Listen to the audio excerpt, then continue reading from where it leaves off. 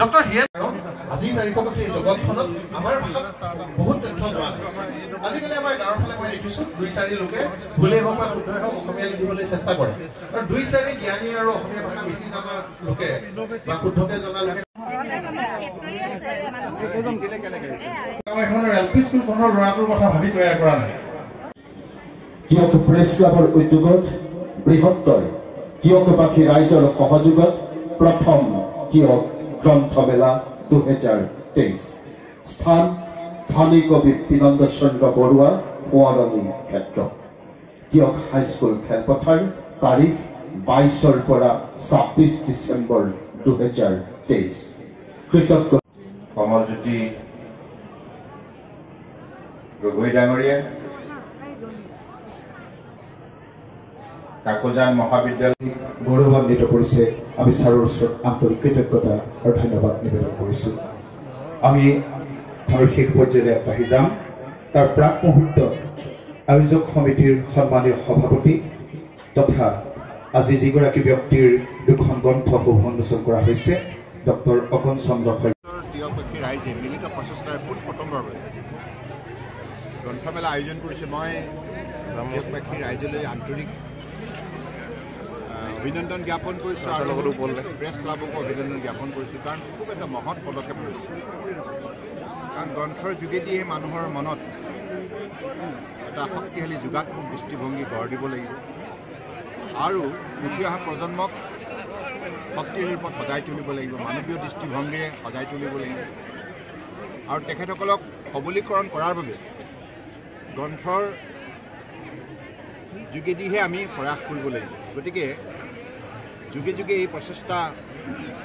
উপৰি পুৰুষসকলেও বিভিন্ন সময়ত গ্ৰহণ কৰি আহিছিল আৰু আমাৰ লেখক লেখিকাসকলে বহু কষ্ট স্বীকাৰ কৰি গ্ৰন্থৰ প্ৰস্তুতি উলিয়াইছে পাব্লিচাৰসকলে প্ৰকাশ কৰিছে কিন্তু গ্ৰন্থৰ পঢ়োতা যদি সংখ্যা নাথাকে তেতিয়াহ'লে দুয়োটা শক্তি হতাশ হয় সেইকাৰণে লেখক লেখিকা আৰু প্ৰকাশকসকলক যদি আমি উৎসাহিত কৰিব লগা হয় নিশ্চিতভাৱে শক্তিশালী পঢ়ুৱৈ সমাজ নিৰ্মাণ কৰিব লাগিব আৰু সেই কামে আজি এই তিয়কবাসী ৰাইজে হাতত লৈছে মই সেইকাৰণে তেখেতসকলক আন্তৰিকতাৰে ধন্যবাদ জনাইছোঁ আৰু প্ৰেছ ক্লাবকো ধন্যবাদ জনাই কাৰণ যৌথভাৱে তেখেতসকলে কৰিছে ৰাইজৰ পৰম শ্ৰদ্ধাৰ আমাৰ সাংবাদিক বন্ধুসকল আপোনালোকে জানে যে বৰ্তমান সময়ত মাননীয় প্ৰধানমন্ত্ৰী নৰেন্দ্ৰ মোদী ডাঙৰীয়াৰ বলিষ্ঠ নেতৃত্বত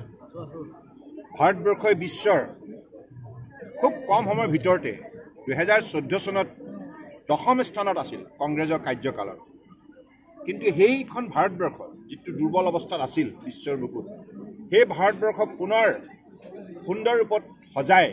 সুশাসন ব্যৱস্থা প্ৰৱৰ্তন কৰি নিষ্ঠা আৰু সততাৰে সন্মান সহকাৰে প্ৰতিটো শ্ৰেণীৰ ৰাইজে আজি জীৱন নিৰ্বাহ কৰাৰ সুযোগ লাভ কৰিছে আৰু ভাৰতবৰ্ষই বিশ্ব মঞ্চৰ পৰা এতিয়া সমদৰ বুটলিবলৈ সক্ষম হৈছে আপোনালোকে দেখিছে আজি দুদিনমানৰ আগতে 2023ৰ বিশ্বৰ বুকুত সকলোৰে দৃষ্টি আকৰ্ষণ কৰিব পৰাকৈ বিশ্বৰ অভিলেখ সৃষ্টি কৰিব পৰা 10টা ইতিমধ্যে ঘটনাৰ কথা উল্লেখ কৰিছে আপোনালোকে দেখিছে সেই 10টাৰ ভিতৰত আয়ুষ মন্ত্ৰালয় আৰু পোৰ্ট শ্বিপিং ৱাটাৰৱেজ দুটা মন্ত্ৰালয় দুটা বিশেষ পদক্ষেপে স্থান পাইছে MV গংগা ভিলাছৰ পৰা ডিব্ৰুগড়লৈকে মাননীয় প্ৰধানমন্ত্ৰী নৰেন্দ্ৰ মোদী ডাঙৰীয়াৰ ক্ৰুজ পৃথিৱীৰ আটাইতকৈ দীৰ্ঘতম longest river cruise in the world হিচাপে বিশ্বৰ বুকুত বিশেষভাৱে স্থান দখল কৰিছে আৰু আনপিনে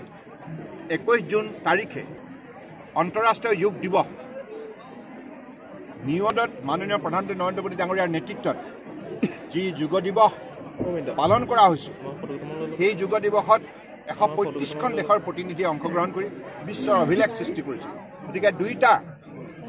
আজি